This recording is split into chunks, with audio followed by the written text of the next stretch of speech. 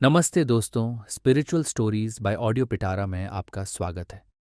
अगर आप आध्यात्मिक कथाएं, पौराणिक कथाएं, विष्णु पुराण जैसी कहानियों को पसंद करते हो, तो हमारे चैनल को सब्सक्राइब करें और बेल आइकन को दबाना न भूलें ताकि आपको हर अपडेट मिल सके।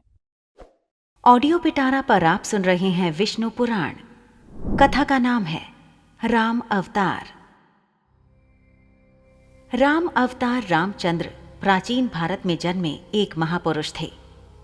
हिंदू धर्म में राम विष्णु के 10 अवतारों में से एक हैं। राम अयोध्या के राजा दशरथ और रानी कौशल्या के सबसे बड़े पुत्र थे। राम की पत्नी का नाम सीता था और इनके 3 भाई थे, लक्ष्मण, भरत और शत्रुघ्न। हनुमान भगवान राम के सबसे बड़े भक्त माने जाते हैं। राम ने राक्षस जाति के राजा रावण का वध किया।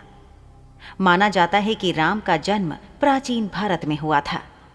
उनके जन्म के समय का अनुमान सही से नहीं लगाया जा सका है, परंतु विशेषज्ञों का मानना है कि राम का जन्म तकरीबन आज से 1000 वर्ष पहले हुआ था। धर्म के मार्ग पर चलने वाले राम ने अपने तीनों भाइयों के साथ गुरु वशिष्ठ से शिक्षा प्राप्त की।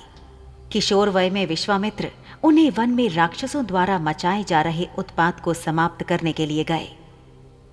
राम के साथ उनके छोटे भाई लक्ष्मण भी इस कार्य में उनके साथ हो गए। राम ने उस समय ताड़का नामक राक्षसी को मारा तथा मारीच को पलायन के लिए मजबूर किया। इस दौरान ही विश्वामित्र उन्हें मिथिला लेकर गए। वहां के विदेह राजा जनक ने अपनी पुत्री के विवाह के लिए एक समारोह आयोजित किया था। भगवान शिव का एक धनुष था जिस पर प्रत्यंचा चढ़ा देने वाले शूर से सीता का विवाह किया जाना था। बहुत सारे राजा महाराजा उस समारोह में पधारे थे। बहुत से राजाओं के प्रयत्न के बाद भी जब धनुष पर प्रत्यंचा चढ़ाना तो दूर, धनुष उठा तक नहीं, तब विश्वामित्र की आज्ञा पाकर राम ने धनुष उठाकर प्रत्यंचा चढ़ाने की कोशिश की। उनकी प्रत्यंचा चढ़ाने की कोशिश में वह महान धनुष ही घोर ध्वनि करते हुए टूट गया। महर्षि परशुराम ने जब यह घोर ध्वनि सुनी तो वहां आए और अपने गुरु का धनुष टूटने पर रोष व्यक्त करने लगे। तब राम ने बीच बचाव किया। इस प्रकार सीता का विवाह राम से हुआ और परशुराम सहित समस्त लोगों ने आशीर्वाद दिया।